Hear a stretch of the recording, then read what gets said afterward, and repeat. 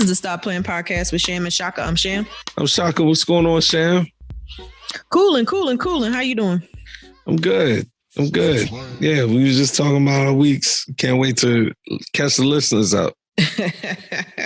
Yeah, man. Funny, like my week it's been kind of like, boring for the most part. Mm-hmm. But the other day I got a text from T-Mobile because now that I'm part of the T-Mobile family. You are part of the family. Brent is now, whatever. I'm still mad about that. But so the text was like, great news. T-Mobile upgraded your plan with added benefits. Taxes and fees are now included and more mobile hotspot data. You may see a small change to your next bill. I like that.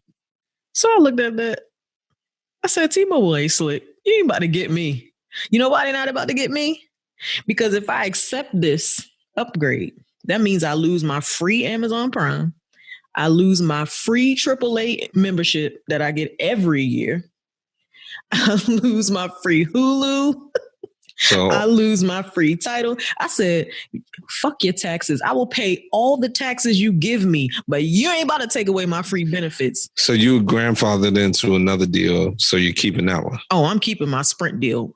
Absolutely. Okay. Why would I give up all those things for some taxes included in my bill? I'll pay the taxes. So you can't, there's not a way for you to like move those into your new T-Mobile contract? Okay. It's a full-on switch and plan. So they word it though, so it makes you seem like you winning. Okay. So I did the research. Yeah, I said, this ain't no win. This ain't no win. This makes me think, have you tightened up your Netflix situation? You were grandfathered into a bad deal there. Yeah, I ain't even think about it. Get on that. I just need to cancel my DVD plan. That's what I need to do. Yes. Just get rid of it. That's what I told you. Because I don't even watch them. You don't even have to cancel it. Just call them and threaten to cancel it. I guarantee you walk out. But yeah, I like this whole thing. Yeah, T-Mobile can be a little slick sometimes. I'll give you that right now. I just went through this whole... We did it for you. You don't even have to do anything. And then I clicked the link and I read the fine print. It was like, if you would like to opt out, press here. Opt out. I don't want that. I went through this phone upgrade, and even in that process, it was pretty seamless, but they try a lot of slick stuff with it.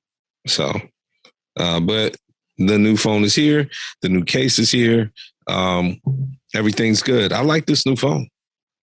I feel like, I mean, I was loyal to my old phone, but there was a lot of stuff it couldn't do. This one can do stuff. I mean, the processing speed alone should have, every time I upgrade my phone, I'd just be like, dang, this thing moves fast. Right. No lagging. And the camera is excellent. I've been doing a lot of zooming. So it's cool. The camera is excellent on that one. What was I about to say?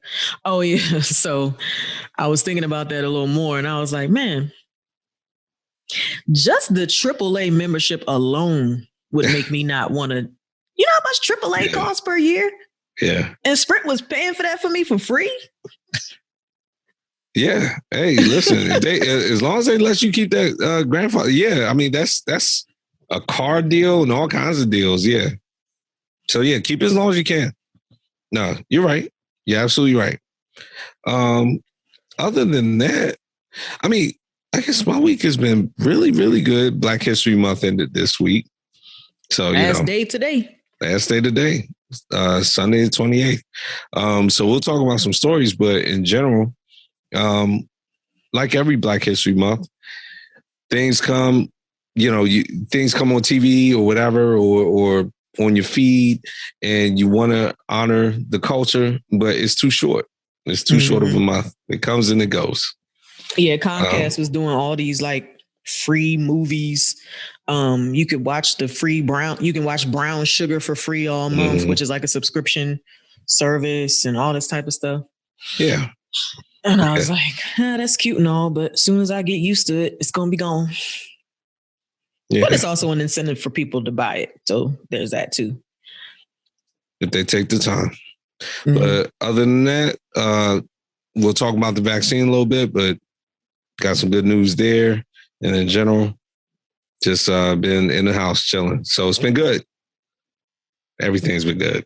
Actually, I did meet someone for an impromptu brunch yesterday. So that was cool too. On A You Street. brunching in these streets without me? I did. I wouldn't have gone no way. Yeah, this was had to be a one-on-one situation. So anyway, tell people where they can find us. Hey guys, if you're listening, thanks. Go ahead and tell a friend. You can find us at www.stopplayinpodcast.com. Scroll all the way to the bottom of the page. You will see all the 11 platforms we're available on. Just choose one, click it, and subscribe. We're also on Facebook and Instagram at the Stop Playing Podcast, on Twitter at stop_playing pod, and on YouTube at the Stop Playing Podcast channel. And also, if you have any like questions you want to send us or any ideas that or topics that you want us to discuss on the show, email us at info@stopplayingpodcast.com. And before we get into these stories, I want to shout out some listeners in St. Lucia and Singapore. Welcome to the family. St. Lucia set us up with a nice place to stay when we come there. Singapore, too. I would love to go to Singapore. But yeah, St. Lucia, though, if y'all listening, y'all like us, hit us up behind the scenes. I'm trying to go to St. Lucia. Thanks for your support. Support me in real time when I try and come. That's what's up. Good shout out. All right, so look, we got, it actually has been a surprisingly busy week, politically especially. So I'll knock out a couple things. There have been some confirmation hearings. And Sam, the reason I like this first story is because you and I have talked about this on the show, about social media and what you should and shouldn't do and how you should treat your coworkers and this and that. Should you even friend your coworkers while you're working with them? And we both have said no. No way. So none of this is like that. But I think what this boils down to is the ramifications of social media, and we're now starting to see it. So Neera Tanden was up for a nomination for Office of Management and Budget. She was going to run the management budget for Uncle Joe, President POTUS. Uncle POTUS. President POTUS, yeah. So nomination was going to, it was going to be rough because she's liberal, and she's come out hard with some positions. But then this week they put up some of her tweets about specifically Lisa Murkowski, who is the senator from Alaska, who would have been one of the Republicans that was needed to bring her over or to bring her in. Joe Manchin already said the Democratic senator from West Virginia, he's kind of a problem. He's already like, I'm not voting for her. So in order to get her through, to fulfill the majority, they needed Lisa Murkowski. Yeah, they pulled a receipt exactly of something bad she said on Twitter about Lisa Murkowski.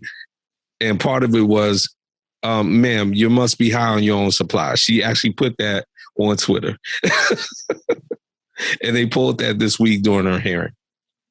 Now, Lisa Murkowski hadn't even known about it, and a reporter actually read the tweet to her, and she was like, wow, I didn't even know she said that about me.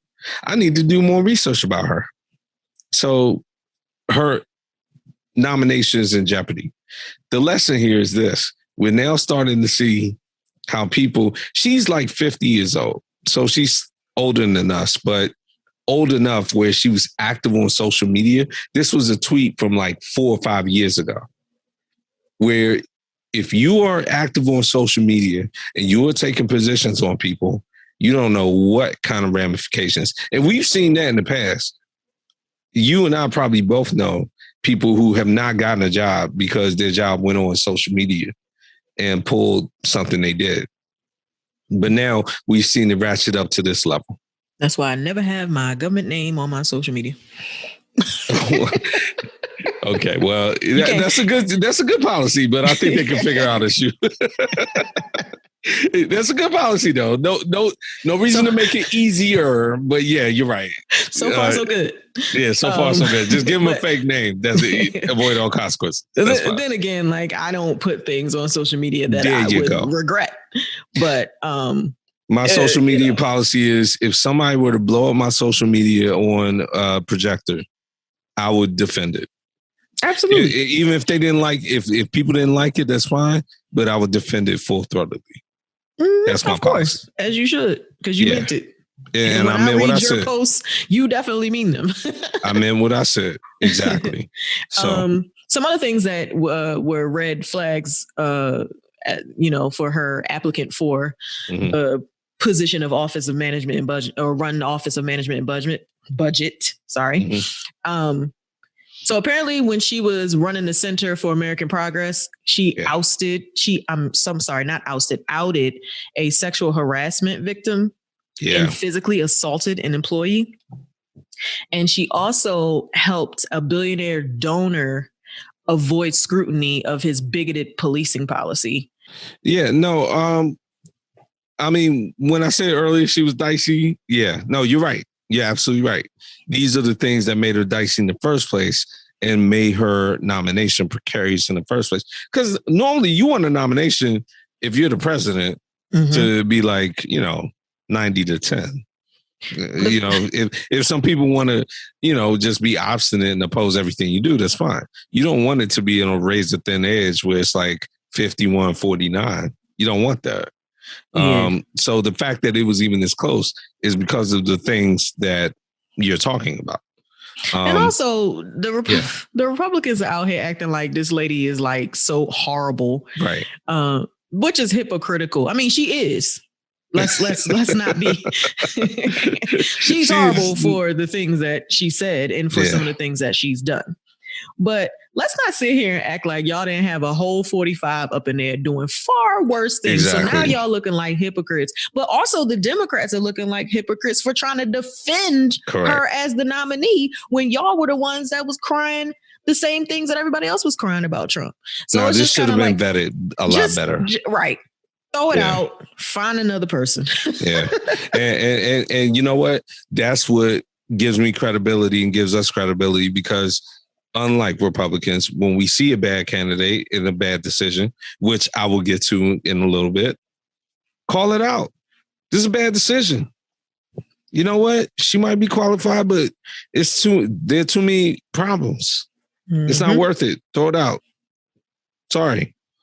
But so that's that. Now, here's an egregious nomination story. Rand Paul, who, again, Rand Paul will always be, to me, the guy who 45 said doesn't belong on that stage because he got 1% of the vote. I mean, and I don't understand how he walks around with his head up, having not added him or defended himself about that. I actually watched that clip again the other day, and it was spectacular. It was pretty good. That's one of 45's best moments. Anyway, pretty good. Yeah. Rand Paul decided it would be a good idea in Rachel Levine. So Rachel Levine is a trans candidate for the Assistant Secretary of Health. So I don't know exactly where that would land, whether it's Health and Human Services or whatever. But the point being, it's an important enough position where you have to get confirmed by the Senate. So Rachel Levine is a trans person.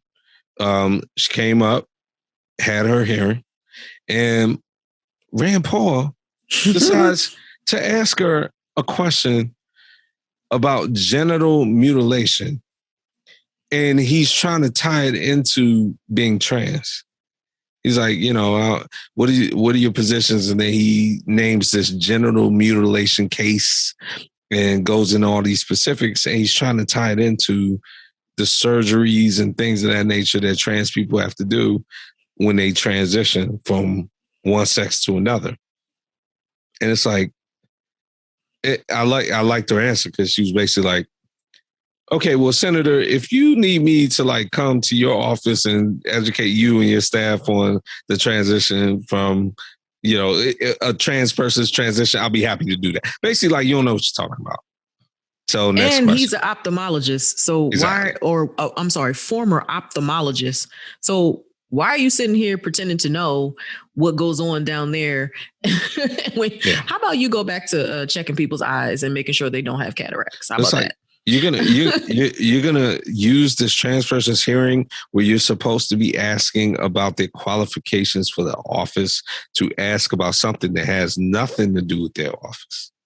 And he tries to imply that she is somehow a supporter of the surgical destruction of minors' genitalia. There you go. Because genital mutilation, as far as he's concerned, is almost always carried out on minors and is a violation of the rights of children. Exactly. So because she's transgender and she wants to do gender reassignment, she somehow supports mutilating children's body parts. Like, what are you saying? You sound stupid. What are you saying, man?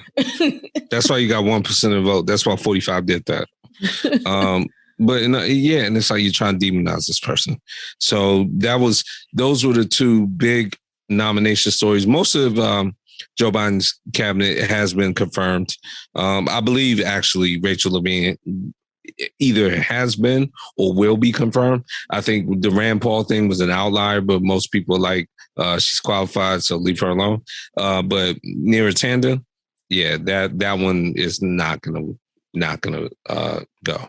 Yeah, so, Rachel Levine, I'm not sure which way it is. Mm-hmm. No issues here. You just have a person who is ignorant. And of course, because he's Kentucky, let's the senators and the people who represent the attorney general, the people senator, you're right. Y'all get out of here. Y'all just get out. But one of my good friends who listens to the show, she's from Louisville. She now works in Cincinnati, but she's like, my state's tripping. The governor there is cool. So, well, the governor is a Democrat, correct? Yes, he is. Yeah, he was recently elected. Yes. He kind of won, and everybody was like, ooh. Yeah. I remember that. I think we covered that. He's a cool guy. Yes, we did. Yeah, we did.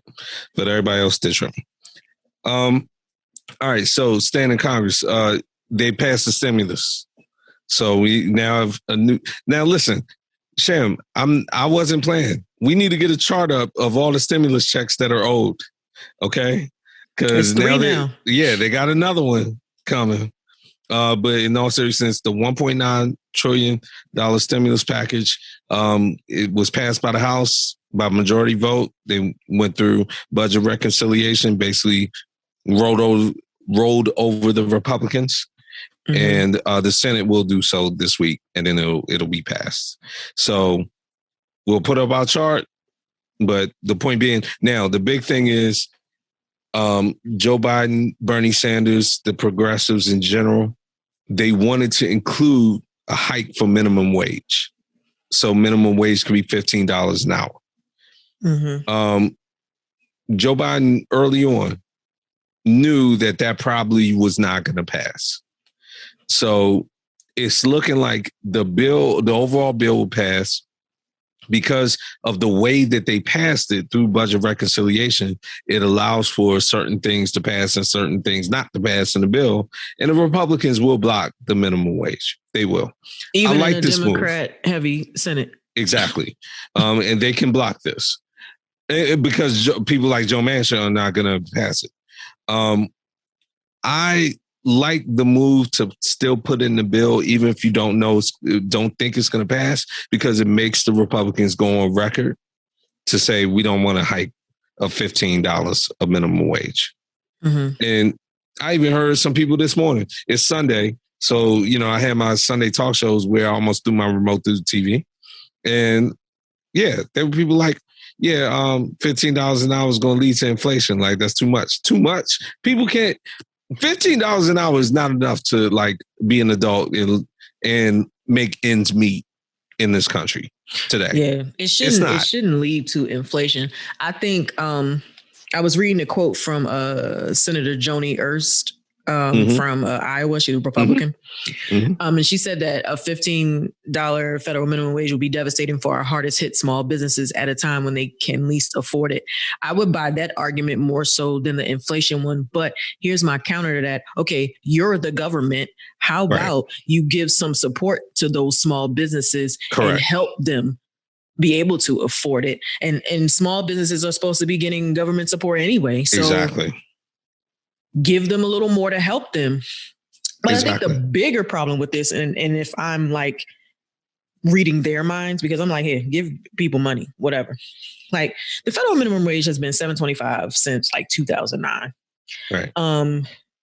That's just like the base minimum wage, because each state has different ones. Like if you live in like, Boston or San Francisco or New York or something, the minimum wage is going to be 30%. It's going to be a 33%. That's the number I remember. Locality increase. Mm-hmm. So it's not going to be $7.25 in those places. But even in those places, it's worse, because even if it's $15 there, you can't live in New York for $15. No, you can't. Yeah, like it's like what? Yeah, no. So even with the 33% locality pay on the 15, they still wouldn't be able to live in New York, Boston, or San Francisco. A cup of coffee costs $10 in New York. What are we talking about? Yeah, no, absolutely not. In DC, look, DC is expensive. Yeah, so no. Mm-hmm. And again, there's a lot of debate about the division within the Democratic Party about the progressives and what they want to do with the minimum wage. And I get it. Listen, I'm about to criticize Uncle Joe severely, Uncle POTUS severely on an issue. On this one, I'm kind of like, look, I want the minimum wage in, but I want it on the record. If it's not going to get in, I want the Republicans to have to vote it down and then try to get it pushed later so that people can understand where they stand on it. And you can message it better. That would still only be $20 an hour in New York. No. Yeah. So no. So that's that. Now, okay, let's go to, I've been teasing it. So, Sham, look, it's not the Jamal Khashoggi show, I promise. But, it came out this week. We finally got a report, an official report on what happened to Jamal Khashoggi from the government. And the report, drumroll, said that he got killed by Saudi Arabian government, and MBS ordered it. Oh, wow. Because we were all in suspense about that. Weren't we? Here's the problem. And this is smoke, for real. When this first happened, I mean, this is why you said, let's not turn this into the show, because I was so hot about this. Donald Trump, 45, came out here and basically was like, I mean, we don't know what happened, but even if it did happen, I mean, it is what it is. At this point, I'm mad that I respect that position more than I respect the current president's position. Wow. And you and I talked. At least he had a position. Exactly. You and I talked about the fact that our problems with Joe Biden and the fact that we were always going to, we would criticize if we see he's doing something wrong. And this one, this is completely wrong. Basically, they came out and said, okay, so the official report is that MBS, Mohammed bin Salman, killed Jamal, ordered the hit on Jamal Khashoggi and had all his people do it. So we're going to sanction everybody else, all the hitmen that worked under him. But our relationship with Saudi Arabia is complicated, so we're going to leave it at that. I'd rather you be Donald Trump. I'd rather you be 45 about it and be like, look, man, let's just keep it a buck. I'm not even getting into that because our dealings with them are too important. Then pretend to be outraged about something, but then actually not do anything or have any consequences for the person most responsible. This was cowardly at its highest level. And Uncle POTUS, this is a fail. And then Saki, she was on State of the Union earlier, Sunday talk show, and Dana Bash thankfully went off on her. What are you talking about? You're sitting here telling me about sanctions about all the hitmen who killed Khashoggi, but what about MBS? And she was like, well, we have a diplomatic relationship. It was like, no, it's not about that. The man acts like a mob. She was like, this is essentially saying we're going to put all the hitmen in prison. We know the mob boss ordered it. We're going to let the mob boss off. That's exactly what she said. And that's exactly what it is. It's disgraceful. It's disgraceful what they did. So They say they're going to do some more stuff this week. So we'll see what else they do. But so far, that's a fail. Period. Any thoughts on that? No. You're like, I think I covered those bases. Yeah, I think we're good. Good. Look, the insurrection, I put it like this. All these people are continuing to go to court. Sham. The judges are, there was one person for the insurrection who was allowed to go on vacation for work.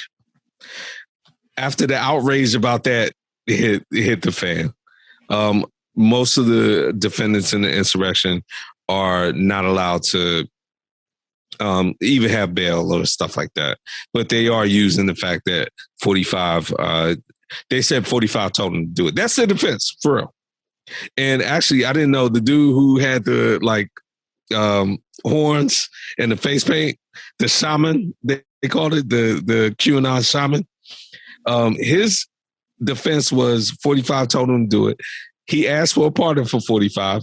When 45 didn't pardon him, he immediately went to the Justice Department and offered to testify against 45 in the impeachment. I didn't know this about the QAnon shaman, but this is what they're doing now. So they had the hearings this week for the Capitol insurrection. Sham, the best part about this, remember how we talked about the DC Capitol Police woman, or the police chief is now a black woman? She did what a black woman does. She came with receipts. They were trying to nail down whose fault it was that the National Guard wasn't at the Capitol. And she said, she came in and said, before we get this started, I had my team pull the phone records of when we called for the National Guard. We called at 1 o'clock, 1:30, 1:45, 2 o'clock. It wasn't answered. And the dude, the sergeant at arms, who they called to try to get the National Guard, had testified the day before and said that they didn't call. So literally the headline was, the Capitol Police woman came with receipts. And I was like, that's a black woman trying to save the Republic yet again. She didn't even have nothing to do with that, honestly. That wasn't her fault. But she was like, I'm not going to let him come out here and lie on my police force. So, yeah, she came. That was one of the big things that came out of the hearing. And then the other big thing that came out was that the Republican senators especially were still trying to push two lies. Number one, that 45 won the election and that the election was stolen. And number two, that the people that were there in the Capitol, yeah, some of them were Trump supporters, but a lot of them were QAnon and Antifa. So they were doing that in the hearing. Yeah.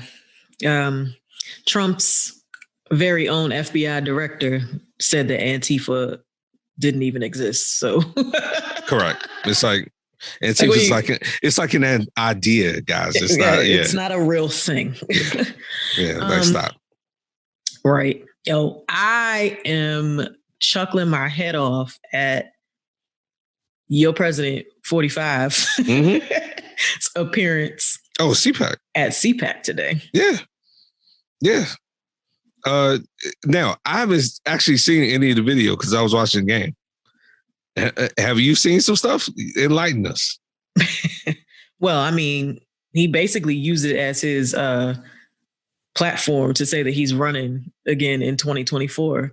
No surprise there. He did while saying that in 2022, anybody that voted, any Republican that voted to have him impeached last month or this month should be ousted in 2022. Correct.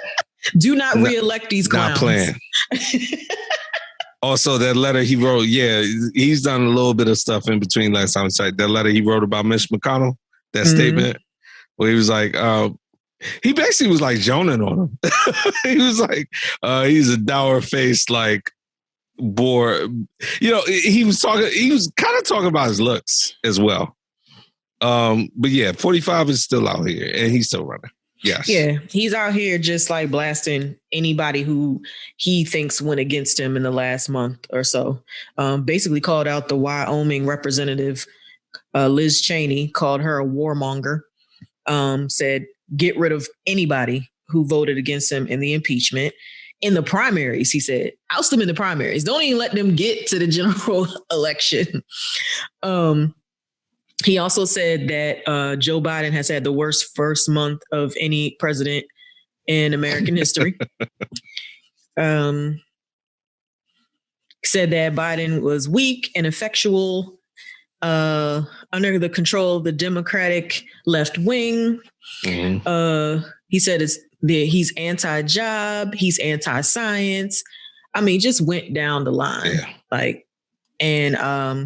So Ted Cruz comes out there and makes a joke because, last week everybody said he was in Cancun. So he opens his speech with saying, oh, well, Orlando was really nice. Yeah, I saw that clip. Now, the way I took it, because I think the CPAC is in Orlando now. So he was like, Orlando's nice. It's not as nice as Cancun. That's what I think I heard him say. He was trying to do a tongue in cheek, like, oh, it's not as nice as Cancun because we all know I was in Cancun.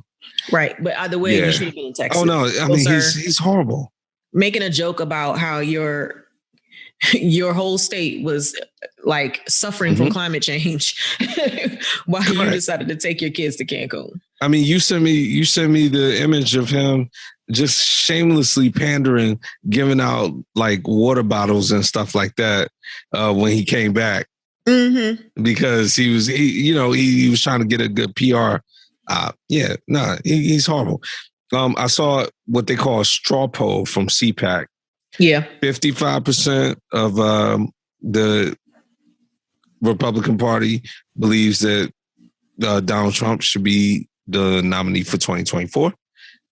Ted Cruz got 7%. See, these people are just ridiculous. Ron DeSantis got 20%. 21%. Yep. Kristi Noem, that ignorant governor from South Dakota, who had the nerve to show up on Face the Nation this morning and just double down on everything. Yeah, she got like, what? Did she get 4 or 5? 4%. Ignorant. All these people are subjugating to him, and if he runs, they still can't be president. It's ridiculous. It's awful. But yeah, CPAC, look, they had a golden Trump statue. Did you see that? Wow. Did you see it? Even Donald Trump Jr. got an 8%. He got 8%. 22.5. 22.5 got 8%. That's how I know him. 22.5. And the 8%. President of Goya, before we move on, was like, yeah, Donald Trump is the real legitimate and still the actual president of the United States. Sir, I don't know what country you live in, but I think the folks that canceled Goya before might want to double down, because before we were giving you the benefit of doubt because you were supporting whatever president was in office. Exactly. Now you sound like a whole clown. I mean, we said you sounded like a clown, but we at least told you had the right to do what you needed to do and this and that. But sir, you can't do this. He about to be with the My Pillow dude. I saw a My Pillow commercial the other day and I was like, yo, they need to take you off TV. Yeah. Oh, and actually one thing I forgot to put in cancel culture wise, Bill Maher, he is all the way. Yeah, he would hate that I'm canceling him. I'm canceling him. He had Megyn Kelly on again and they doubled down. Sham, now white people are just being persecuted according to them. Like point blank, period. Okay. Bill Maher has gone off the deep end. That's fine. Yeah. Go. So, yeah, bye. Go. Bye. Seriously. All right. Well, that's CPAC. So we got a couple other quick updates. Sham, vaccine. Vaccine is actually, it seems like it's kind of leveling out. It's getting out. One local note of concern. I don't know. I haven't asked you how things are in Maryland. In D.C., this is what they decided is a good idea. This is kind of like my DMV story. What they do in D.C., everyone gets on a list like everywhere else. But every week, they open up 3,500 slots, and they say, we're going to open up 3,500 slots, let's just say Monday morning. And they let everyone go for a free-for-all on the website. The website has crashed 3 consecutive weeks. So you would think, Sham, what's the definition of insanity? Repeating the same damn thing After the first time, they said, we had a snafu. We didn't realize, we understood that the demand was far outweighing the supply. We didn't have enough bandwidth, whatever. Sorry. They said they fixed it. Then the second week, they did the same thing. Then this week, they did the same thing. Still crashed. People had problems. Can't log on, can't, move to the next page. So finally, one of the council members was like, guys, why can't y'all just stagger people and organize it so that everyone, it's the equivalent of having a Black Friday at Walmart every day and having people crash through the doors. You know what I mean? Like, it's nonsense. That being said, vaccines are getting out, but they're not getting out as much as they should, as efficiently as they should, because of stuff like this. On a sad note, the mayor's sister passed away from COVID. So Mayor Bowser's older sister had COVID and passed away. So, look, she's been in tune with the human effect, but you got to get your arms around this red tape and just be better about stuff like that. I got that from the DCist, by the way, my favorite paper in Washington, D.C., Sham. But so that's what's happening with the vaccine. It is getting out, though.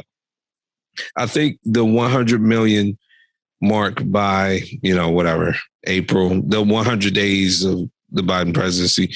If that's his mark, that's fine. But the point being, 100 million vaccines out, that's good. That being said, minorities are still way behind. I already said my thoughts on it. I just have to give the statistics. We are way behind in getting vaccinated. And that's the problem. Texas, ERCOT. The only thing there, we posted this on the podcast page, on the Facebook page. A lot of the board members from ERCOT, which is the Energy Reliability Council of Texas. Look at you. That we talked about last week. Yeah, I said reliability last week. 5 of their board members didn't even live in the state of Texas, Sharon. Of course not. Making decisions about Texas Energy. So they resigned. Now, we've gotten some traffic on the page and people have given their thoughts. A lot of people from Texas have given their thoughts. And some people say, look, I don't care if they reside in Texas or not. I just want the most qualified people. Well, I get that. I get that in sentiment, but Texas is literally the biggest or second biggest state in the union. It's got 30 million people, I believe, at least 20 or 30. You have plenty of qualified people in Texas that can make decisions about energy in Texas. And I think those will be the people that are qualified to do it because they have a stake in it. So let's start there. And then really, let's get Texas integrated into the rest of the grid. That's for real what we need to do.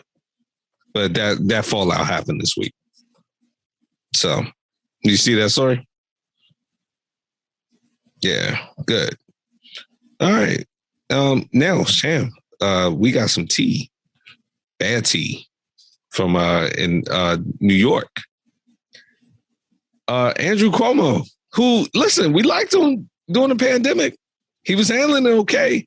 But the news that's been coming out about him for the last 2 weeks has not been good on any level. Sounds like he might have been handling it a little too well. Well, that's the second part. Well, right. Yeah, no, to your point.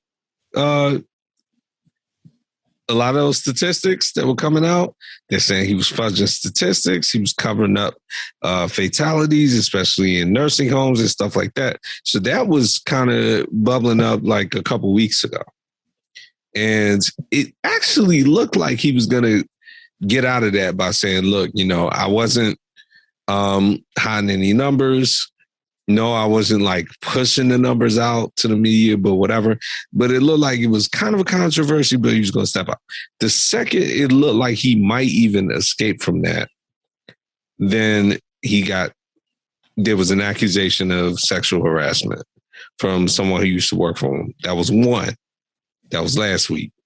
Now, Saturday night / so Saturday 27th, Sunday 28th.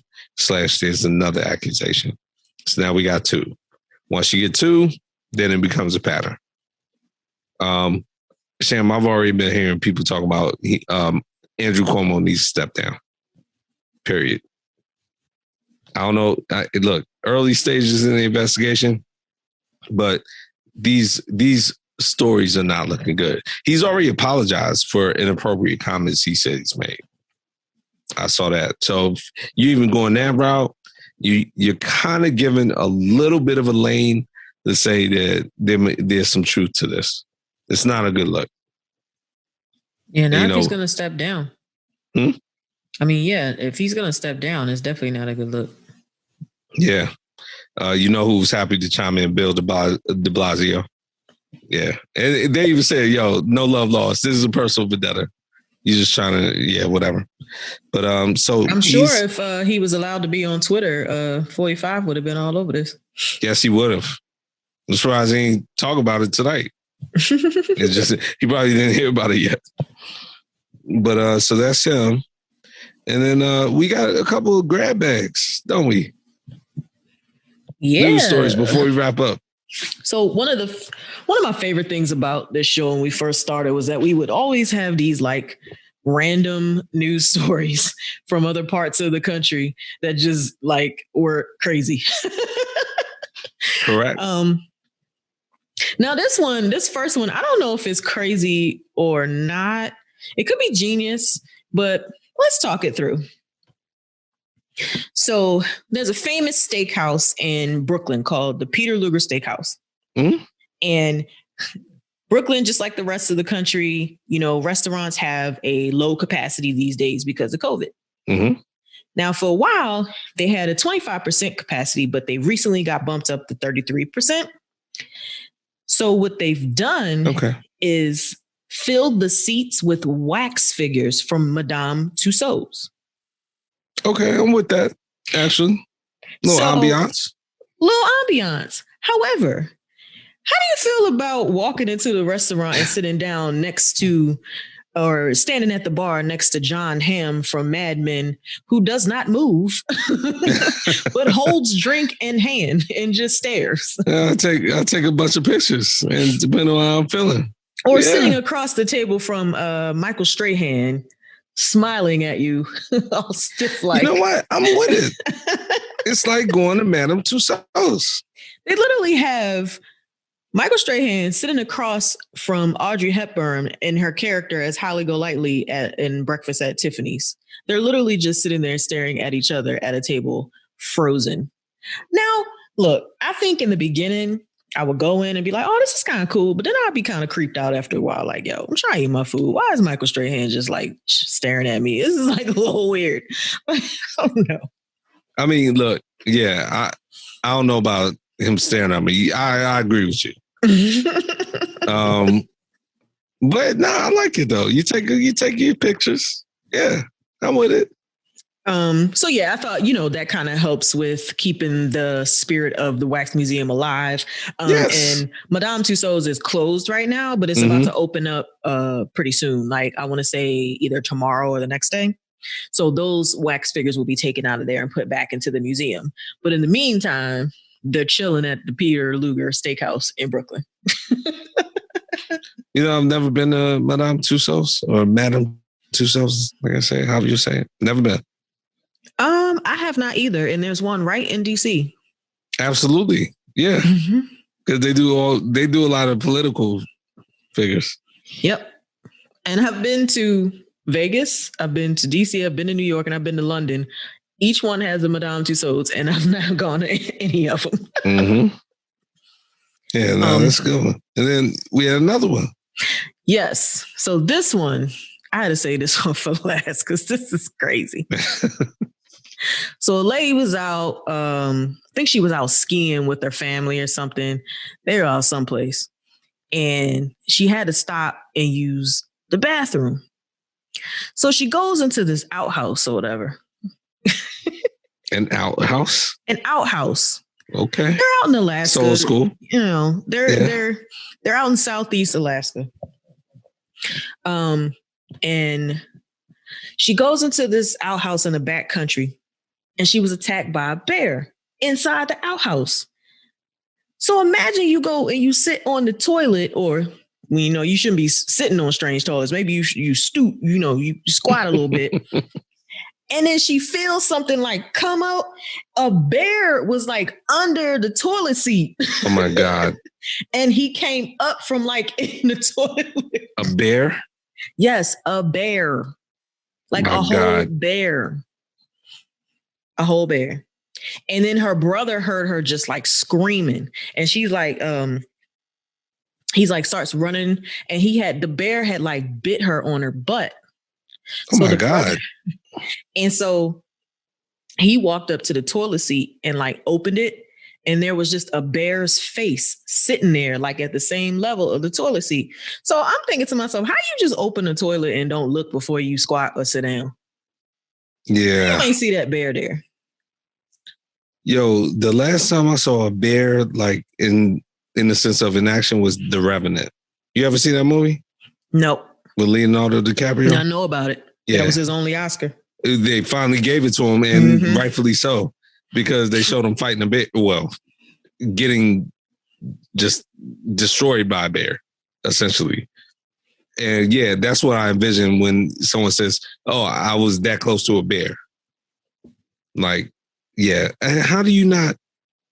Yo, she sat on the bear's face. I'm a man, and I go in the bathroom like I'm looking all over the place at anything I'm doing. Yeah, she was like, it wasn't that bad. Whatever. Like, she wasn't even mad. It seemed like the brother was more upset than she was. Yo, what's wrong with people, man? I love this quote. I'm just going to be better about looking inside the toilet before sitting down for sure. Be better. I like that. I just want to know why you wasn't doing that before. Me too. But be better. Capital B, capital B. Be better in that respect. Yes. You couldn't have said it better yourself. Yes. So listen, kids, if you're ever snowboarding in Alaska and you need to use the bathroom, find you an outhouse, but make sure there's no bear in it because you don't want to sit on a bear's face. Word to the wise. Knowing is half the battle, y'all. And I'm going to say it this time. Are you going to say it? That's all the political and world news we have for tape. Look at that on that 96 episode. That was nice. You can do that. That's awesome. You ready to get into entertainment? Absolutely. We got a lot of good stuff going. So I'll kick us off. Disney Plus is releasing, they made an announcement. So obviously, I'm into Star Wars and the Clone Wars and all that kind of stuff. So even the animation stuff. So there was a kind of a subplot in the Clone Wars called the Bad Batch. In Star Wars, again, rabbit hole. Long story short, they're getting their own show. So Star Wars or Disney Plus took this opportunity to announce that'll be in April. Captain America and Winter Soldier and all that stuff is in March. So they're trying to line up their spring lineup. Also in April, which I think you would care more about, Loki. Actually, Loki doesn't start until May 21st. Oh, okay. Well, I guess they made the announcement then. Yeah, because basically my friend had sent me like a tweet where it was a chart where it basically said, Marvel said, let's make up for giving you no content for 17 months and give it every week of 2021. So literally every week in 2021, there's something happening with Marvel, with Falcon and Winter Soldier starting in March, and then Black Widow, and then Loki.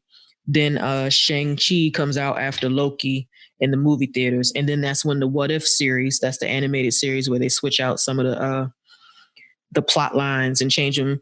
And then after that, Miss Marvel starts, and then the Eternals comes out in the theaters, and then the Hawkeye show starts, and that rounds out 2021 for Marvel. Oh, good. Right. Well, thank you for that breakdown. I was just talking about Loki, but I'm glad we went through the whole thing. All right. But I'm really excited about Loki because I am too. Loki, and I don't know if we brought this up before, but Loki happens when that scene in Endgame when they go back in time to try to get the Tesseract and they fumble it because the Hulk kind of like appears and messes up the whole elevator ride or something. You know, they go back to 2012 and they try to get the Tesseract. Mm-hmm. They drop it. Loki is imprisoned at this point because they were about to take him back to Asgard. But Loki sees that Tony Stark drops it, picks it up, and disappears. Mm-hmm. So we're going to find out what happened when he grabbed that and disappeared. So that's going to be kind of like what the Loki series is about. So I'm excited to see that. Gotcha. Okay. Well, hey, I thought I had all the information about this, but you had way more. Oh, I've been looking forward to this since they first announced it last year. So I'm all over it. And so I mean, those two, the Bad Batch and Loki was the story I saw. Just a couple of little quick updates. I am very close to being done with Cobra Kai. I'm on like 3.9. I'm about to watch. I actually like season 3. I mean, so I'm in. They half-hour episodes, dude. What's taking so long? Well, I mean, life. I don't know. Like, what do you mean? Yeah. Anyway, season 3 is good.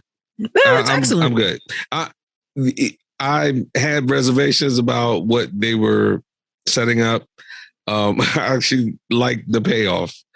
It wasn't the exact payoff I was looking for with some of the stuff they were doing in season 3, but from up to this point, I like it. All I know is that girl Tori need her ass beat. I mean, Tori's fine. She's no, because you know what? I don't like LaRusso's daughter. Don't matter. She ain't trying to kill her. She's a Karen. She's a Karen. Kill her. She ain't out here trying to murder people. But she's a Karen. She's a Karen. She ain't murdering nobody. No, she's a Karen. Nah, she be starting stuff. Nah. She don't. And I don't like Johnny's son either. Girl. No, she ain't. And that's the problem. And they be acting like she is. Yeah. Don't get me riled up. Listen, we could talk about, not today, but we could talk about Cobra Kai. I got a lot of problems with some of the privilege being exhibited in Cobra Kai. Yeah, Johnny, keep doing what you're doing. But I'm basically done with that. There was another show, but I forget. But anyway, point being, Batwoman. Sham, catch up. It's good. I like it. I mean, where are you in season 1? Same place? Same place I was. Because DC has come through again with an even better show, Superman and Lois. And I already know you have a problem with the actress who plays Lois. I don't know why, because Margot Kidder was about as plain as this. I mean, if you going like bat for bat, they both. So did you absorb what I said? Sham and I talked about this before this. At least she's a brunette this time. They ain't put another redhead in there. My problem in general is that they can't cast Lois Lane properly. Lois Lane is supposed to be like just a bombshell. Well, why can't they get this right? Terry Hatcher is the closest one when they had Lois and Clark. Yeah, that's what Lois Lane is supposed to look like. Yeah. Well, I wouldn't say that this. I mean, I don't know. I don't have any problems with the current one. I think she's way better looking than Margot Kidder. I mean, bless her heart. Bless her heart. Yeah, rest in peace. But I think if you're going towards someone that's more attractive, then I think they got it. But it was an excellent pilot. It is hands down the best pilot I've seen in a long time. Yeah, you were gushing about that. You jumped out there. I did jump out there, and I love the angle that they're taking with the story. I kind of misspoke, and because we brought up Superman Returns, and then like how Lois had moved on, but she had the child. In this storyline, it's not one child; it's twins. Okay. So, and I like this avenue they're taking with a adult Superman, a family man, a husband, a father, and how he's embattled with raising his children and being a family man and then having to save the world. So they moved back to Kansas, correct? Because I saw that from the preview. Mm-hmm. They moved back to Smallville. They moved back to Smallville. Yeah. Lana Lane is there. Lana Lane. I'm about to say that's a problem. No, she's married with child. I mean, but it's not so far not a problem. Yeah. I mean, it's still only episode 1, but just how they created the scenes, the cinematography, just everything. It's like a movie broken down into a TV show, and it's like it's excellent. I love it. Excellent. But I've never had a problem with the Superman TV shows.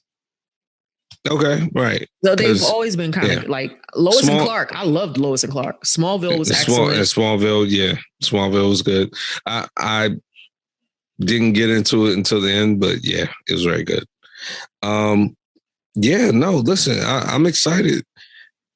I think that actually our next story. So look, I may flip a little bit. Henry Cavill, Superman. In the movies, he I didn't know this when I was talking about this story last week. Gina Serrano, homegirl Cara Dune, who got booted off The Mandalorian, I didn't know that she was dating Henry Cavill, who is Superman. Now, obviously, that's just a tie-in. That's like a random tie-in to a last story. But the more important thing is it looks like Henry Cavill is done as Superman. So I thought he'd been done. No, it had been rumored, but now it's official. And part of it is that he refused to do a cameo in another movie. So he's on some like I don't need y'all need me situation, which whatever. But so what they're gonna do, he may make a guest appearance in the Flash. So this Flash movie is really gonna be sort of DC's way of reconciling everything. So they'll say, all right, well, we'll bring him in there, but if we have another Superman, we're gonna get that going. Nahisi Coates. Thank you. From Baltimore. Yeah. In the same vein, this week, it's been said that he will work with J.J. Abrams on writing another Superman movie in which Henry Cavill will not be the Superman. That's why this is relevant. Well, it's not even going to be that Superman. It's going to be a Superman from a different Earth. That's what I'm saying. So, another Superman movie. Yeah. So I don't want people to be confused and thinking that he's replacing Henry Cavill. He is actually going to be the Superman named Kendrick Ellis or Calvin Ellis. It's a different Superman from a different Earth in the comic books. So I don't want people to think, oh, well, this Superman is taking his place. No, they could both exist because they're different Supermen. Yeah, in the Flash. And they're going to bring them together in the Flash. Right. People are talking about Michael B. Jordan doing it. Yeah. Yeah. He's the front runner. People are also hoping that he's not doing it. Yeah. So, I mean, it's been like a polarizing issue. Right. Yeah. Because not even Marvel, but now you're going to come up. I mean, Tom Hardy. He's Venom and also Bane. Yeah. Those are two huge villains for those characters. Bane is huge for Batman. Venom is huge for Spider-Man. And he played both. Yeah, I don't like that either. I don't care if it's precedent. I don't like it. But yeah, I just wanted to put that out there because a lot of people, I was reading like comments and blogs and things, and people were like, why are they making Superman black? This is when you know that people don't follow comics, and so there's been a black Superman absolutely since like 2009 or something like that. So it's not a new concept. Long time, even before that, when Superman died, there were 4 Supermen. Yeah. So I'm in the comic. I'm in the DC comics. Like, I would dare somebody to come. Yeah, stop it. Right. But so we're looking forward to that. He's gonna write that. A lot of people were like, we hope he writes this movie better than his Black Panther stories, but they came for him. Ta-Nehisi Coates. Oh, okay. He didn't write the movie Black Panther. He did the series. The series. And people fun. Man, people are savage. Yeah, they are savage. Yikes. But staying with the comics, let's get into this WandaVision talk. Well, what about Punky Brewster? I didn't watch it yet. It's fine. We can talk about it next week. We can go next week. Yeah. WandaVision. So I'm caught up. I'm caught Thank up. you. Thank I'm you. caught up. I'm caught up. So yeah. The last time we talked, you did not see the episode where it was revealed that Agnes was actually Agatha. Correct. Which really didn't mean that much to me. I kind of knew something was going on with her, but I didn't read the comics. And I still haven't. I'm just going by the show. But yeah, but I mean, my friend that was watching it with me was like sitting here like, yes, like, you know, because he's heavy into the comics. So he kind of guessed it midway through the episode, and then it was like revealed, and it, you know. But then last week's episode, we go through a whole journey with Wanda that Agatha kind of takes her through. Yep. Which was great because in the beginning, you know, the SWORD people said, oh, you know, Wanda came in here, she stole Vision, and then she put them back together. But that's not what happened at all. Correct. It was almost like she was in such pain from losing everybody that her pain created this whole like neighborhood and town that she's in. I still don't get the connection with the Mind Stone. I guess maybe because her powers come from the Mind Stone. Quick question. Did you watch the after show stuff? The post-credit scene? Yeah. Mm-hmm. There were two. There only saw one on each episode. Okay. Well, actually, maybe I'm tripping. Okay, well, there was definitely one. All right. I feel like they're trying to explain the Mind Stone. Yeah, because the guy that works, he works for SWORD. He seems like he's Hydra at this point, even though Hydra doesn't exist, but you know how they were. Mm-hmm. You know, they reveal that he's, I guess, trying to recreate Vision. Mm-hmm. But I didn't notice a stone there, so I was a little confused. It didn't look like a stone. There was something there, though. It was like it was more, but the whole, I guess, color of the screen was sort of black and white, but it was like a white stone in the middle of his head. Mm-hmm. That's how I saw it, at least.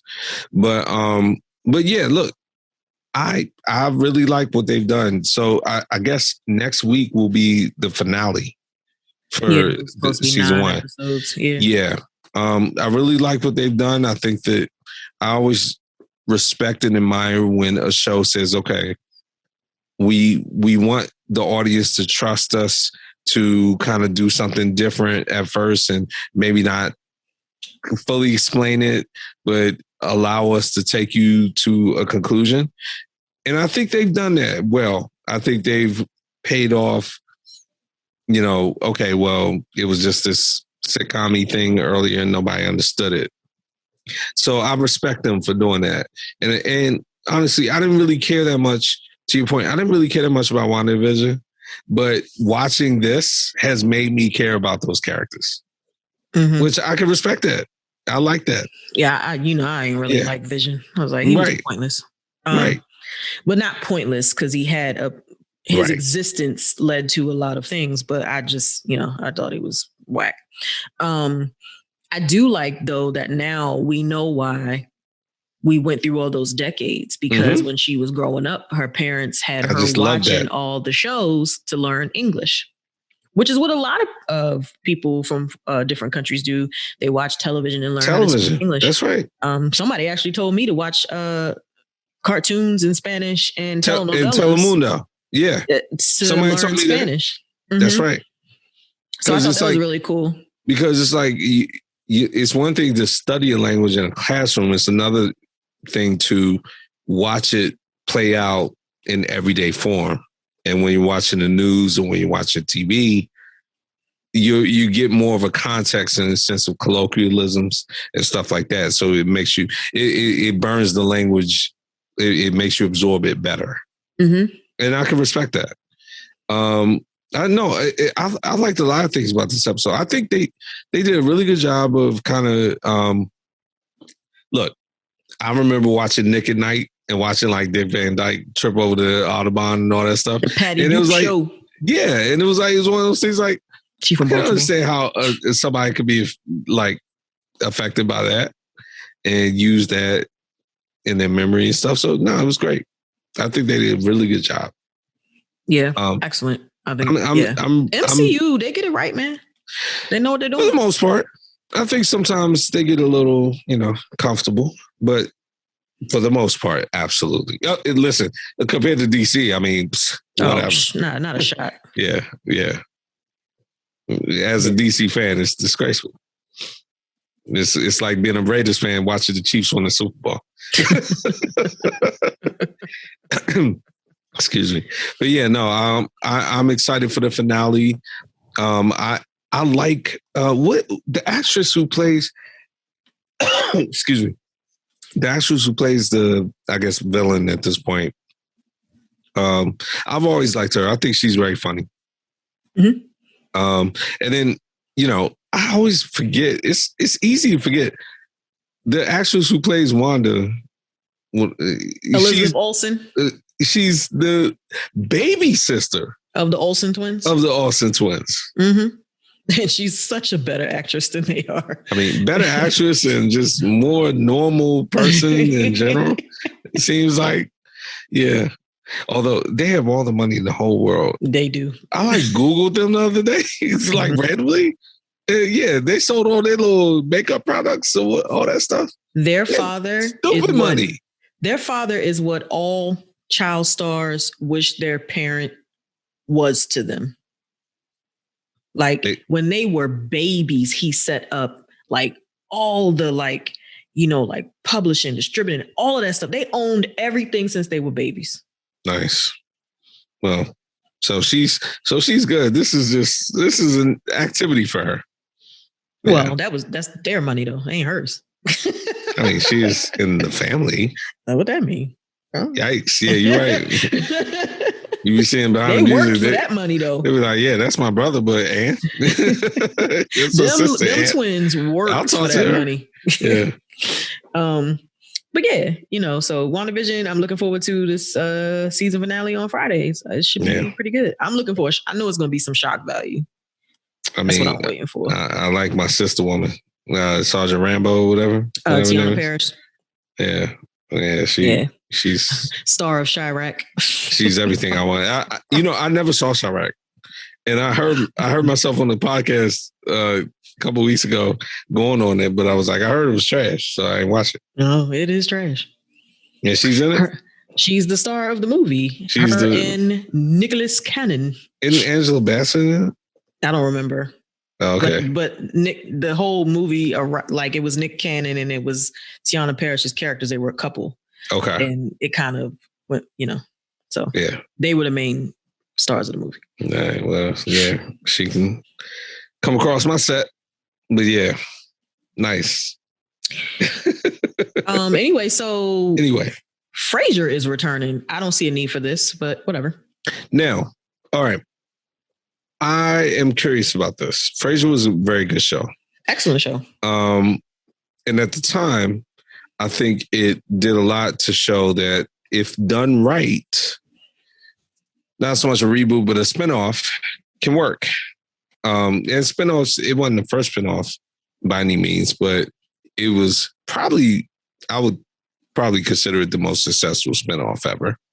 Oh, yeah. I can't think of one that, yeah. For me, I would think it would be the most shocking spinoff of Cheers. Right. The least likely spinoff. Exactly. Successful. Like if you would have said Sam went off to do a show something, it would be like, oh, okay. And then you're like, Frasier, he get a show? And it ended up being fantastic. Exactly. And it was great. And they didn't really rely on Cheers. Like I remember there were like maybe 2 or 3 episodes they did where they did callbacks to Cheers and did like, reunion shows and stuff. But for the most part, it was its own show. And point being, so his father, John Mahoney, the actor who played his father, he passed away. Yeah. So, now the other interesting thing is the actress who played Daphne, I know her last name is Moon, but I forget. No, Jane Leaves. Oh, okay. Daphne Moon was the character's name. I got it. Anyway, Jane Leaves, she's on another show. Mm-hmm. And before Kelsey Grammer confirmed this, it was rumored And somebody asked her, she was like, well, I'm not leaving my show now to go back and do that. Yeah, she was Jane like, Leaves is on a show that I love called The Resident. Oh, okay.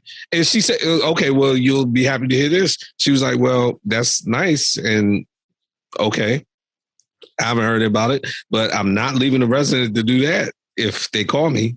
Like, she point blank said that.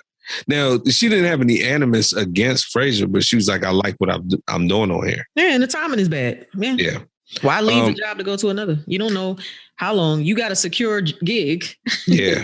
And you're going to leave and go to another one. Here's my idea. I think he should go back to Boston. I think he should go back to Boston.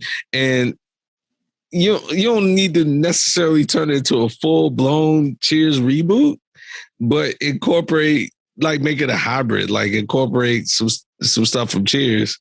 And yeah, and bring his son in there. Like, bring Frederick. Frederick is now grown. Well, they're going to have to do something, because at this point in time, they don't have anybody from the original cast signed on. Committed, right. Yeah. So they have to think of something out the box. Yeah. It's going to be on Paramount Plus. Mm-hmm. So which one of us is getting that? You getting that? Wait, you got Discovery? I might get it, because I'm going to tell you what. Yellowstone comes on Paramount now, and Paramount Plus is coming out. If Yellowstone goes to Paramount Plus instead of Peacock, I will cancel Peacock and get Paramount Plus. Yeah, they're doing a new season of The Real World. They're going back to that, and it's going to be on Paramount Plus. So I was thinking maybe I'll wait this one. I'll let you do this. We could do that. Yeah. You didn't need to get Peacock. I already had that. I know, you told me. By the way, we'll test out Discover. Because oh my God, Sham, I'm loving it. I can't remember the last time I was like, I'm so glad I got this app. Really? Yes, I love it. Okay. If they had me do one of them commercials right now, I'll do it. I see and watch ID channel about all these crazy people in the Midwest who just kill each other for insurance money, and it's horrible because these are true stories. But I sit there with my mouth open all the time. Crazy people, crazy. My stepmother texted me one day, and she was like, "I want Discovery Plus. Do I need to have a smart TV?" I was like, "Yeah." She's like, "Damn it." They don't have no smart TV. She watch on her phone. She ain't watching no TV on her phone. She watch her phone. No. You think I'm gonna be sitting there watching her phone? You're young.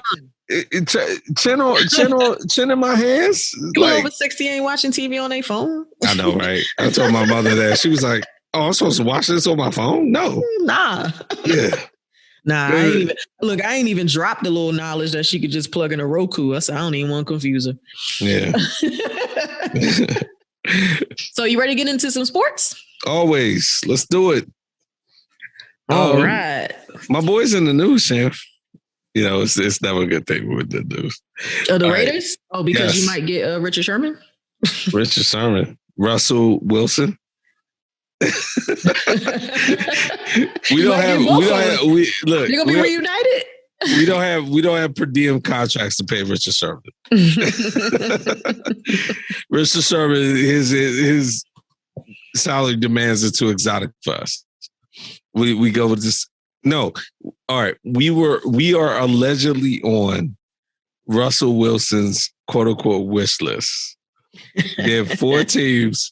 It's like us. I want to say it's like, I don't even want to say it's the Cowboys. I just remember we won it. That's what I know. New Orleans. Oh, you see it? Oakland. Okay. The Cowboys. LA, Sham. No, or LV. Yeah, I mean, the Russell Wilson sweepstakes is happening. I just can't believe it fell apart. I mean, I shouldn't say that quickly. I guess it's been building for a long time.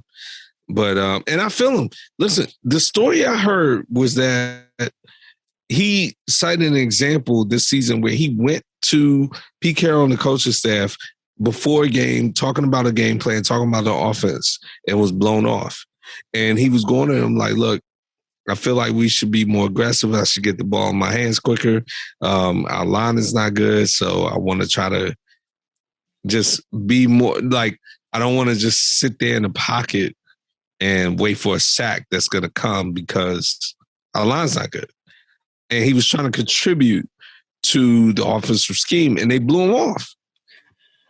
Yeah, I don't know when Russell Wilson fell out of favor with that team, but they are really like acting like he is dead weight at this point. Like he doesn't matter, which is kind of crazy to me. It's very crazy.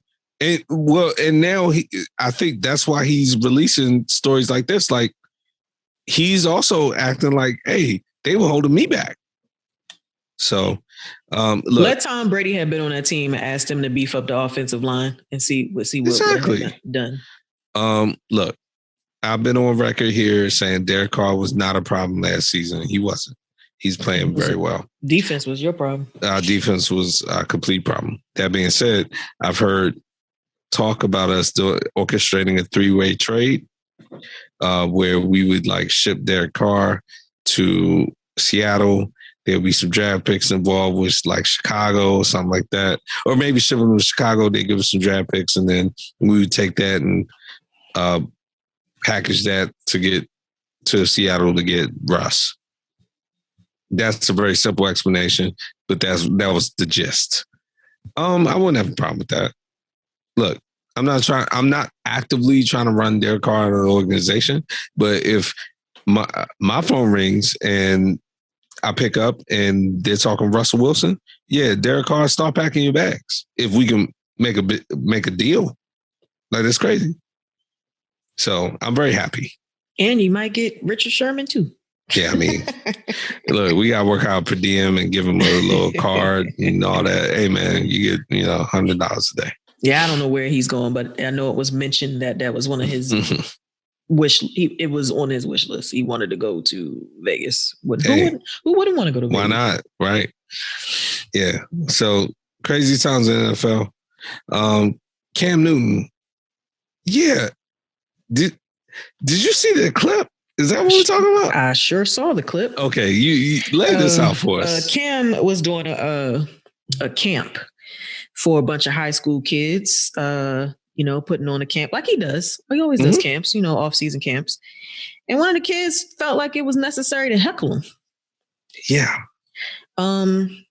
Basically like making fun of the fact that he's not on a team right now. And then Cam responds, but I'm rich though.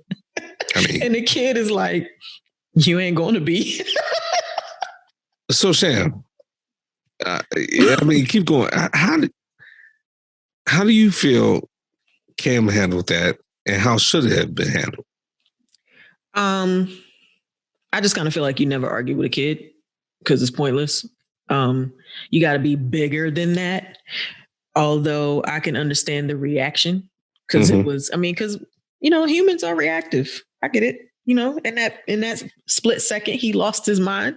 But then he brought it back and, he was like, basically I'm out here for you, trying to show you something that a kid wanted to be funny. And then it went viral and then it didn't look good for him. So then his parents, made him apologize. Yeah, that kid was a complete jackass out there. Now, to your point, Cam saying, I'm rich though. It's like, yeah, we understand that. You allowed that teenager to pull you down to his level. Exactly. You did. That's what I mean by he lost his mind for a second. Yeah, in that instance, I agree with you. That being said, yeah, that kid deserved to have his entire ass whooped. Oh, like he needed a whooping for sure. Because he was just acting all the way up. And that video was on every new sports news outlet all over the internet. And I'm sure his parents were like, what you will not do is embarrass us like this ever again. Ever again. Because you are embarrassed now. Mm-hmm. Yeah. Because he was showing off, man. Yeah. He was so disrespectful.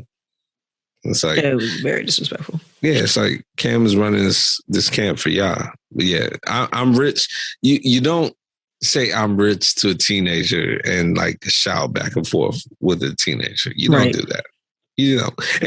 And kudos to him for realizing that. Like, I'm kind of looking crazy out here. Yeah, let me tighten this back up. Right. So, he recently decided that he was going to shop more in like thrift stores and stuff, or spend less money on fashion. So that's another area where he felt like maybe I need to chill out because I'm looking crazy out here. Because he's decided that he's going to donate a lot of the clothes that he bought. He spent millions of dollars on clothes and decided he's going to donate them. And not dress as flashy and spend as much money on clothes anymore. I just thought I'd add that in while we talk about Cam. That's a good add-in. Yeah. Appropriate. Sticking with basketball, I'm very excited. Sham, I'm so happy. The Atlanta Dream had been sold from Kelly Loeffler. Apparently she was working on this anyway, but just the simple fact that woman is no longer an owner of a WNBA team, and that the new owner, I forget the gentleman's name, but he was like, I want my players to be involved in social issues. Basically the opposite of what she was doing. I like it. Yeah. But get that. She should be in jail, number one. And yeah, I know she lost the election. She's no longer the senator. Thank God, by the way. Yeah, it's 2 losses this year. Yeah. I like it. Raphael Warnock. Yeah, do it. But yeah, she should no longer. I'm so glad that sales happened. I just wanted to put that out there. And kudos to those players. It takes a lot to stand up to an owner of a team, especially in the league that, quite frankly, is as precarious as the WNBA. Where it's like, it's not, the finances are okay, but it's not as stable. And you can have an owner that's like, you know what, I don't need this person. I'm going to fire them. And so they took a chance. So one of the owners is Renee Montgomery. Mm-hmm. And she used to actually play for the Dream. So that's really good too. That's awesome. That's very awesome. NBA. Look, we about to get on the All-Star break. We talked about last week. Keisha Lance Bottoms don't want the players there, but apparently the All-Star break's still going to happen. What is that going to look like? Horrible. Couple quick updates. Wizards on a winning streak up until tonight. We lost to Boston, but we've won 7 out of our last 9. So we're back relevant. Bradley Beal will represent us proudly. He's the top vote getter in the East, and apparently he's not going anywhere. Apparently he wants to stay for real. I guess so. They're winning now. Yeah. Nobody wants to stay when you're losing. Yeah, and Russ is playing better, so people playing better. And speaking of losing, I noticed that y'all beat the Lakers the other night. And we did, and they are losing. They were on a 4-game win streak, and then they until won tonight.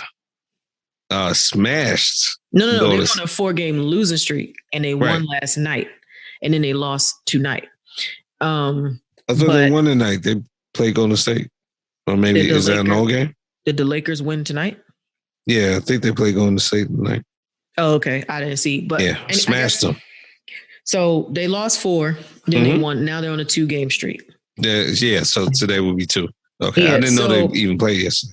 Yeah. Yeah, they beat Portland. Oh, okay, cool. Which I was like, y'all lose 4 straight, and then y'all beat Portland. Like I thought Portland was just going to be like, oh, we all over this, but no. And during that losing streak, you know what's funny? LeBron James, apologist, he gets all of the excuses in the world. Oh, I'm waiting to hear this. When they were winning, it's like, oh, LeBron James is the MVP. He's the front runner, this and this and that. Then James Harden goes to the Nets. Okay, James Harden might be MVP now. Okay, blah, blah, blah. Okay, Jokic out here balling. All right, but LeBron's still the front runner for MVP. AD goes down. They start losing. I mean, lose 4 straight. I mean, that's true. Including one of my Wizards. Then it's, LeBron, AD's out there. He doesn't have AD, he can't do this. And, it's going to be a rough road. Look, which side are you on with this man? Is he the greatest? Is he the greatest out there? Is he going? He should be able to at least win games against the Wizards. Yeah. If we really gonna, you know what I'm saying? You should be able to win games against the Wizards without AD over there. So no, facts. Listen, I guess I look. No, you're right. Look, I'll put it this way. I was very surprised with beat them. In general, they smashed Golden State pretty hard tonight. I think they'll probably get it back on track.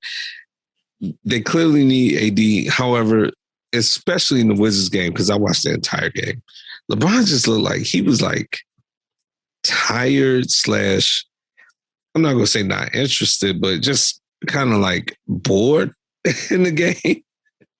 And I was like, he needs to wake up or something. So maybe he's just going through the doldrums of the NBA season.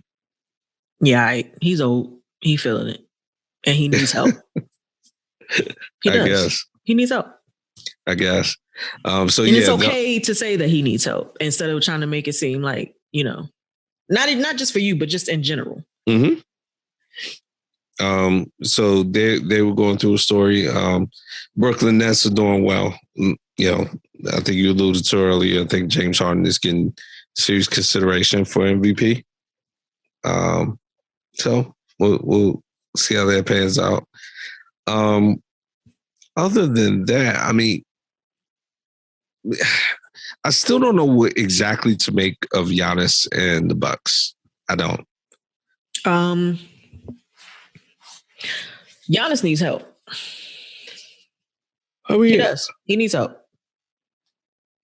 I mean, I feel like he needed help his whole career and he's done better. This is true. But I mean, they did make a few changes. Like the one year when they were really dope and they didn't make it to the finals. And I think that's when Toronto actually went and won. Mm-hmm. The team was solid. And then I think after that, they made a couple moves that didn't really make sense. And I don't think they really have recovered from that. Chris Middleton is not a good number two. Because he can't. If Giannis goes out of the game, he can't put the team on his back. Yeah, and that is kind of what you need. Somebody that can put the team on their back for like 5 minutes or whatever that looks like while Giannis is on the bench or whatever, and he can't do it. He only looks good when Giannis is out there with him. So. That's the thing. Like he needs a somebody else. I heard that. Oh, so did you hear about so Deion Sanders had his coaching debut? I did hear, but I didn't click on the story. So they had Jackson State had their spring football game, their first spring football game. So it was Deion's official game as their coach. Okay. I don't remember the team that they played, but they beat them like 53-0. and this is huge because Jackson State is a HBCU, right, and they don't get that kind of press. And by them being a HBCU, they don't necessarily always get great recruiting classes. Exactly. But this recruiting class has been outstanding this year, and all eyes are on Jackson State because of that, and because obviously primetime is there. So they're celebrating. Primetime says that after the game, his stuff was stolen out of his gym bag. Oh, wow. So somebody had gone into the coach's office and stolen his things. And so he did a press conference afterwards, which a lot of people felt like was like, okay, now you're saying, you know, that there's bad people here at JSU or whatever. He was like, yeah, you know, I should be out here celebrating the game. But now I'm saying here, you know, worrying about why somebody would break into the coach's office and steal my stuff. It was like jewelry, like a watch. It was a bunch of stuff. And some people felt like that was putting a negative light on Jackson State. But one of his assistants or something had caught the guy. He started getting his stuff. He ended up getting his stuff back. Mm-hmm. But the way that he expressed himself about the theft on national TV made people feel a certain way. And I guess that's just kind of the point of it all. Like, maybe some things shouldn't have been said so publicly. Okay. Fair enough. Very but fair. 53-0 ain't nothing to sniff at, even if it is a spring football game. Got them ready to play. They ready. Primetime gonna be the man. They are amped up. That's what's up. Actually, yeah, we have a couple. So, okay. Sham, there's been a push recently. We just surpassed the year, actually a month ago, of Kobe Bryant's death. You and I on the show talked about Kobe Bryant to a large extent. There's now a recent push to make him the logo of the NBA. What do you think about this? Why are we doing this? Well, a lot of people, even before the Kobe thing, thought it was inappropriate or whatever you want to call it, that Jerry West was the logo when the majority of the league is black. Well, so Michael Jordan should have been the logo. Okay, it's going to be made there. That's another conversation for another day. Make anybody the logo. But well, these people are still alive, so I think people feel more comfortable with somebody who's already passed. I mean, I don't know why, but they do. Look, I don't have a real issue with this. I just think that it's kind of repetitive because then they already named the All-Star Game MVP after him.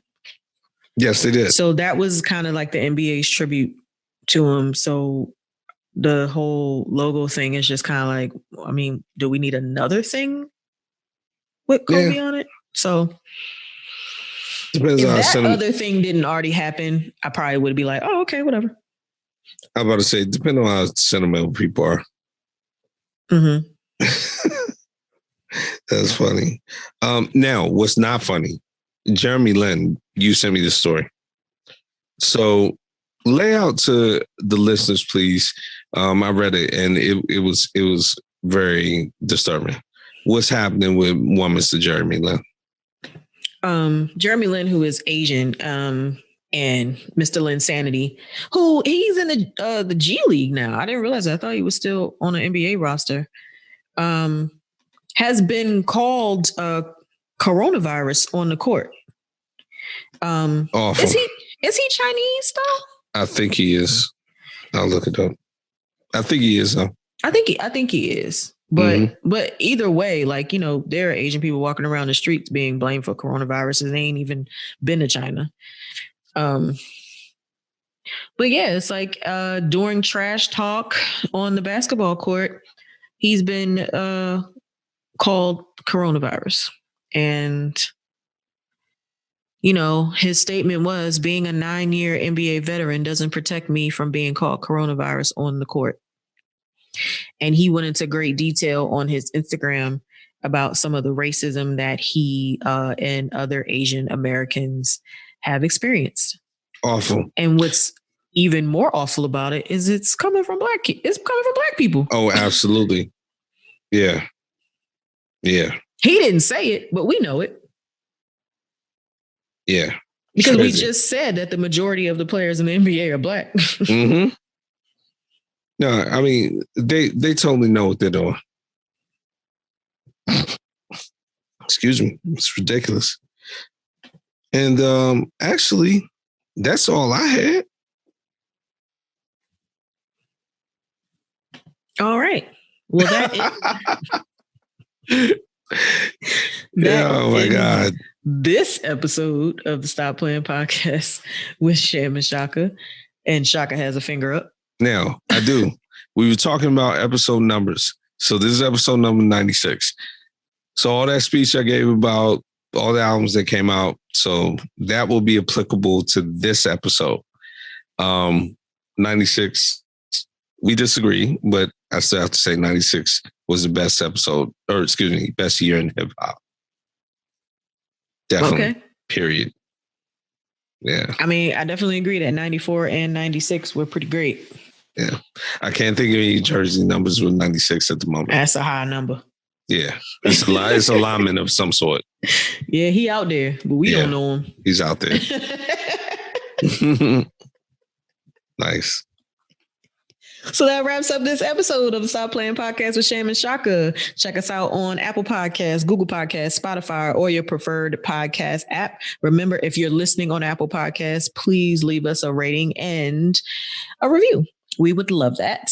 Also, check us out on Facebook and Instagram at the Stop Playing Podcast and on Twitter at stop_playing_pod. Remember to email us with your comments at info@stopplayingpodcast.com.